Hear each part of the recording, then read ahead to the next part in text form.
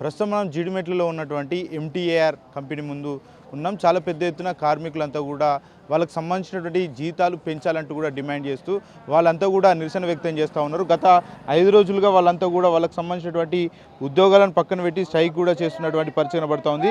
చాలా పెద్ద ఎత్తున నినాదాలు కూడా చేస్తూ వాళ్ళంతా కూడా డిమాండ్ చేస్తున్నటువంటి పరిస్థితి కనబడుతూ ఉంది. ప్రస్తుతం మనతో పాటు కొంతమంది కార్మికులు ఉన్నారు, మాట్లాడించే ప్రయత్నం చేద్దాం. చెప్పండి, మీ ప్రధాన డిమాండ్ ఏంటి? ముందుగా ఈ వీడియో చూస్తున్న ప్రేక్షకులందరికీ మేము విన్నపించుకున్నది ఏమిటంటే, మేము ఎంటీఆర్ టెక్నాలజీస్ లిమిటెడ్ కంపెనీలో గత 10 సంవత్సరాల నుంచి వెళ్ళి కాంట్రాక్ట్ వ్యవస్థలో పనిచేస్తూ కంపెనీలో చాలా ఎదుగుదలకు చాలా సహకరించాం. ఇప్పుడు మా ప్రత్యేక డిమాండ్ ఏంటిదనంటే, 10 సంవత్సరాల నుంచి వెళ్ళి మేము కష్టపడ్డాం కాబట్టి కాంట్రాక్ట్ వ్యవస్థను తీసేసి మాకు ఉద్యోగ భద్రత ఇవ్వాలని కోరుకుంటూ మా కార్మికుల సోదరులందరం కలిసి గత 4 రోజుల నుంచి ఈ సమ్మె కొనసాగిస్తున్నాం. మేము కంపెనీ కోరుకునేది ఒకటి, సార్ మేము మీకు వ్యతిరేకం కాదు, కంపెనీకి వ్యతిరేకం కాదు, మాకు ఉద్యోగ భద్రత కావాలి. మీరు మరియు ఇంకొక విన్నపం ఏంటిదంటే, పక్క రాష్ట్రాల నుంచి వెళ్ళి బీహార్ నుంచి వెళ్ళి అక్కడి నుంచి వెళ్ళి కొంతమంది కార్మికులని ఎక్కువ వేతనానికి తీసుకొని వచ్చి, అంటే మా ఫిక్స్డ్ కార్మికుల కంటే ఎక్కువ వేతనం ఇచ్చి వాళ్ళని ప్రోత్సహించి వాళ్ళతో వర్క్ చేయించుకుంటున్నారు. అదే వేతనం మాకు ఇచ్చి మా కుటుంబాలకు మాకు ఒక భద్రత కల్పించండి అని కోరుకుంటే మీరు చాలా దురుసుగా ప్రవర్తించారు. ఇది ఇలానే ఉంటుంది సిస్టమ్, ఇలానే చేయించుకుంటాం మేమని యాజమాన్యం మా మీద దురుసుగా ప్రవర్తించింది. దాని కారణంగా మేము బయటికి వచ్చి మేము గత 4 రోజుల నుంచి వెళ్ళి ఈ సమ్మె కొనసాగిస్తున్నాం. మేము ఒకటే కోరుకుంటున్నాం, మాకు ఒక ఉద్యోగ భద్రత, మా కుటుంబాలకు ఒక అండా నీడ. మేము 10 సంవత్సరాలు ఈ కంపెనీ ఎదగడానికి మేము చాలా సహకరించాం. ఇప్పుడు మేము కోరుకునేది ఏంటిదంటే, మాకు ఉద్యోగ భద్రత కావాలి, మాకు పర్మనెంట్ కావాలని కోరుకుంటూ ఈ వైఆర్ టీవీ తరఫున మేము ప్రేక్షకులకు విన్నపించుకుంటాను. 6 రోజుల నుంచి మీరు స్ట్రైక్లో ఉన్నారు కదా, యజమాన్యం నుంచి ఎలాంటి స్పందన లేదా? మరి యజమాన్యం నుంచి వెళ్ళి వచ్చారు, పిలిచారు, రాండి మీ డిమాండ్లు ఏంటి, ఒక వినతి పత్రం ఇవ్వడం జరిగింది. ఆ వినతి పత్రంలో వాళ్ళు చూసి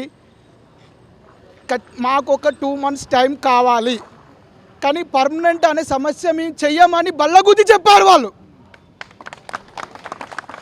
మేము యాజమాన్యంతో మాట్లాడడానికి, మా సమస్యలు చెప్పుకోవడానికి వెళ్ళాం, రమ్మన్నారు. మేనేజ్మెంట్ వచ్చి రండి మీ సమస్యలు చెప్పండి అని అడిగారు. మేము చెప్తే పర్మనెంట్ అనే మాట అయితే లేదు, ఆ సమస్య అయితే లేదు, అది కాదు అని బల్లగుద్ది చెప్పారు. వెంటనే మేము అక్కడికి వెళ్ళి అలా అయితే వద్దు సార్, మాకు ఆ భద్రత లేని మాకు ఏ భద్రత వద్దు అని చెప్పేసి వెనుకకు వచ్చేసి మళ్ళీ సమ్మె కొనసాగిస్తున్నామని తెలియజేస్తున్నాను. ఈ అంశం మీద మీరు లేబర్ ఆఫీస్ కానీ లేబర్ కమిషన్ వద్ద కానీ వెళ్ళి కంప్లైంట్ చేసే ప్రయత్నం అని చేసారా? చేసినప్పుడు వాళ్ళు ఎలాంటి రెస్పాన్స్ ఇచ్చారు? మేము లేబర్ ఆఫీస్లో ఆల్రెడీ కంప్లైంట్ ఇచ్చాం. వాళ్ళని సార్ మా పరిస్థితి ఇదని చెప్పేసి వినవనంగా చెప్తే వాళ్ళు కూడా విని ఇలా ఉంది సార్ అని చెప్తే వాళ్ళు కూడా మాకు కొంత వాళ్ళకున్న అవగాహన మాకు కొంత షేర్ చేశారు. అది ఆ ఫాలోఅప్ కూడా నడుస్తుంది. వాళ్ళు కూడా వాళ్ళకున్న ఎక్స్పీరియన్స్ ఎలా ఏంటి అని కొంచెం మాకు షేర్ చేశారు. దాన్ని కూడా మేము ట్రాక్ చేస్తాం. అక్కడ ఒక వినతి పత్రం ఇవ్వడం జరిగింది. వాళ్ళు కూడా మా గురించి ఆలోచిస్తారని అనుకుంటున్నాం, మాకు సహకరిస్తారని అనుకుంటున్నాం. రైట్. ప్రస్తుతం మీ శాలరీస్ ఎంత ఉన్నాయి, ఎంత మీరు డిమాండ్ చేస్తూ ఉన్నారు?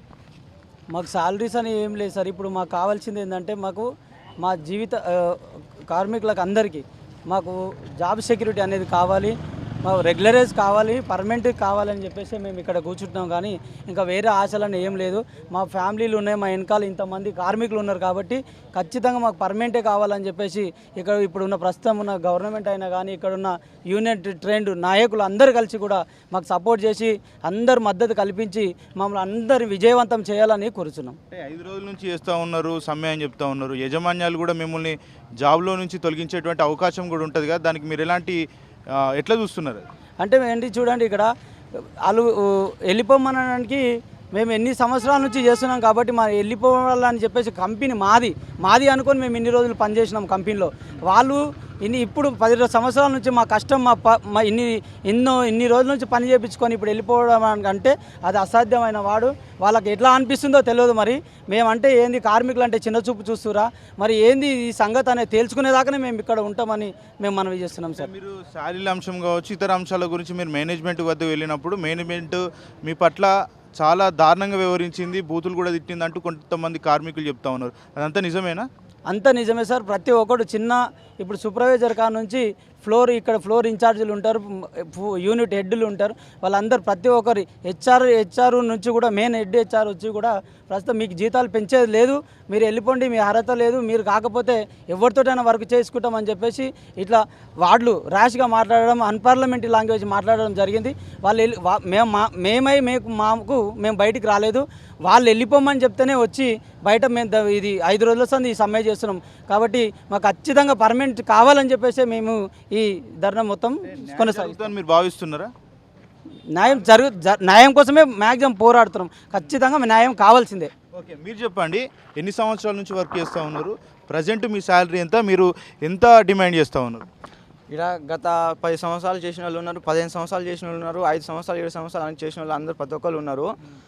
మాది ఒకటి ఏంటంటే వేరే దేశం నుంచి పట్టుకొచ్చి మా దగ్గర ట్రైనింగ్ తీసుకొని మా దగ్గరనే నేర్చుకొని మా ముందు జాబ్ కొట్టడం వల్ల వాళ్ళకి ఇంకా బెనిఫిట్స్ బాగా ఇస్తున్నారు. మాకంటే దగ్గర వాళ్ళకి 70,000 సాలరీ లేపుతున్నారు, ఒక్కొక్కరు 80,000 సాలరీ లేపుతున్నారు. గత ఇలా 15 సంవత్సరాలు 12 సంవత్సరాల నుంచి చూసినట్లయితే ఒక్కొక్కరికి 15,000, 16,000, 20,000, 22,000 జీతాలు వస్తున్నాయి. మరి ఇంతమంది ఇప్పుడు వాళ్ళ కష్టం వాళ్ళది ఓకే. మరి ఇన్ని సంవత్సరాలు ఒక కంపెనీ ఒకప్పుడు ఎలా ఉండే ఇప్పుడు ఎంత గ్రో చేసింది, మరి మామూలు ఏమైనా గ్రో చేస్తుందా? ఒక ఫ్యామిలీ కాదని చెప్పి మేము ఈడికి బతకనికి ఈడికి వచ్చినప్పుడు మాకు ఏం వాల్యూ లేదు. మేము ఏదో మా న్యాయం కోసము మా ధర్మం కోసము మేము అడగడం కూడా జరిగింది. ఫలానా మేము ఒక క్యాటీన్లో అంటే క్యాబిన్లో పోదాం అంటే అంత ఎక్కువ మంది ఉండడం వల్ల మన క్యాటీన్లో కోసం అంటే సరే అని చెప్పి మేము క్యాటీన్లో కూర్చున్నాము. వాళ్ళు రావడం వచ్చారు, కానీ మా పరిష్కారం ఏంది, మేము ఎందుకు కూర్చున్నామని మాకు ఎవరు అడగలేదు. వచ్చి ఏదో ఎమోషనల్ డైలాగ్ కొట్టడం కానీ, మీరు ఇలా చేస్తే మీకు ఇలా అవుతుంది అలా అవుతుంది అని చెప్పడమే చేసిరు. కానీ మీ బాధ లేనిది మీ బాధ మేము తీరుస్తామని చెప్పి మాకు ఎవరు హామీ ఇవ్వకుండా ఎవరు హామీ కూడా ఇవ్వలేదు. మళ్ళీ నెక్స్ట్ ఇంకొక యూనిట్ నుంచి ఒక హెచ్ఆర్ అనేది వచ్చిండు, మాకు అడిగిండు, మేము ఇలా చెప్పినాం మీరు ఉంటే ఉండుర్రి అని బ్యాట్ వర్స్ మాట్లాడి మీరు వెళ్ళిపోరా అని చెప్పి గేట్ సెక్యూరిటీ వాళ్ళకు కూడా పర్మిషన్ ఇచ్చిండు, మీరు గేట్ తీసేయండి వాళ్ళు వెళ్ళిపోరా అని చెప్పి.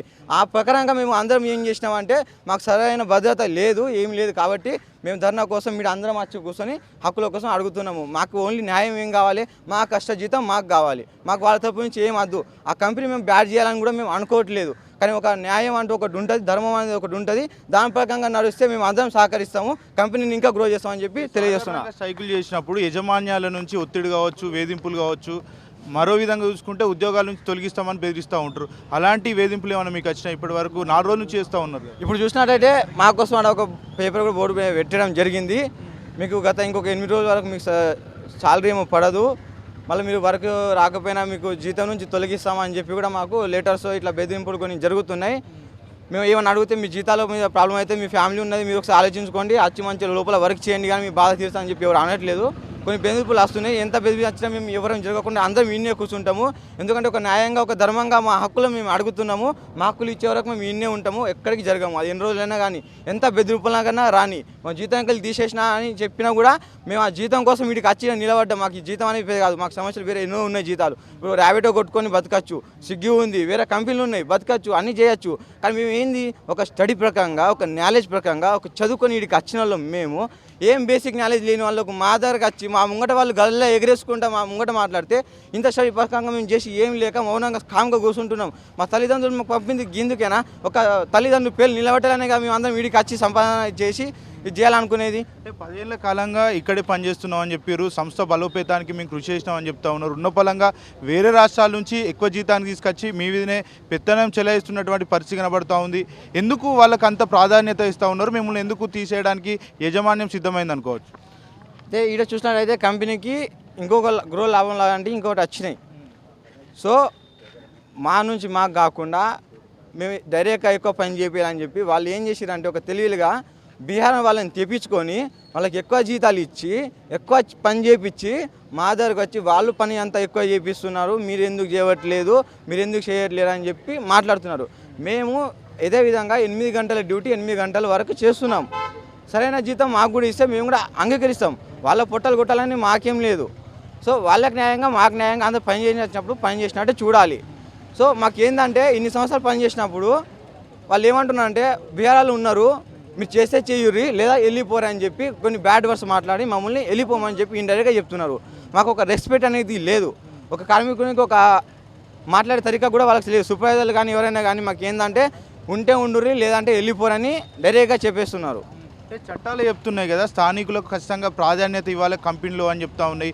ఈ నేపథ్యంలో ఇక్కడ చూసుకుంటే విరుద్ధంగా నడుస్తూ ఉన్నాయి. ఈ విషయంలో మీరేమన్నా లేబర్ కమిషన్స్ కావచ్చు ఇతర అధికారుల దగ్గరికి వెళ్ళి మీరు ఏమైనా రిప్రజెంటేషన్ లాంటివి ఏమైనా ఇచ్చిరా? మేము కొన్ని పత్రలేఖలు కూడా రాసినాము. మా యొక్క డిమాండ్లు ఏంటి, మా హక్కులు ఏంటి అనేవి కూడా మేము లేబర్ ఆఫీసర్లకు పంపడం కూడా జరిగింది. వీళ్ళకి లెటర్ ఇవ్వడం కూడా జరిగింది. మళ్ళీ ఈడ కూడా లెటర్ తీసుకుంటే అంటే వీళ్ళు లెటర్ తీసుకోకుండా మమ్మల్ని కొంచెం ఆపే ప్రయత్నాలు చేస్తున్నారు. రైట్, ఇది పరిస్థితి. మొత్తానికైతే హైదరాబాద్ నగరంలో మరి ముఖ్యంగా జీడిమెట్లలో ఉన్నటువంటి చాలా కంపెనీలో కూడా ఇదే పరిస్థితి కనబడుతూ ఉంది. ఏదైతే ఎంటీఏఆర్ సంబంధించినటువంటి కంపెనీలో చాలా పెద్ద ఎత్తున కూడా మరి కార్మికులు 5 రోజుల కాలంగా కూడా వాళ్ళంతా కూడా దీక్ష చేస్తూ ఉన్నా కూడా కనీసం యజమాన్యం పట్టించుకోవట్లేదు. వాళ్ళకి సంబంధించినటువంటి డిమాండ్స్ మీద యజమాన్యాన్ని కలిసే వాళ్ళంతా కూడా ఇష్టానుసారంగా మా మీదనే తిడుతూ ఉన్నటువంటి పరిస్థితి అంటూ కూడా కార్మికులు చెప్తూ ఉన్నారు. ఏదైతే ప్రభుత్వాలు ఈ మధ్య కాలంలో కార్మిక చట్టాలను తీసుకువస్తూ ఉన్నాయి కానీ ఎక్కడ కూడా కార్మికులకు న్యాయం జరిగేటువంటి పరిస్థితులు లేవంటూ కూడా కార్మిక సంఘాలు చెప్తూ ఉన్నాయి. మరోపక్క చూసుకుంటే కనీసం ఉద్యోగ భద్రత కూడా లేదంటూ కూడా కార్మికులు పెద్ద ఎత్తున కూడా వాపోతున్నటువంటి పరిస్థితి కనబడుతూ ఉంది.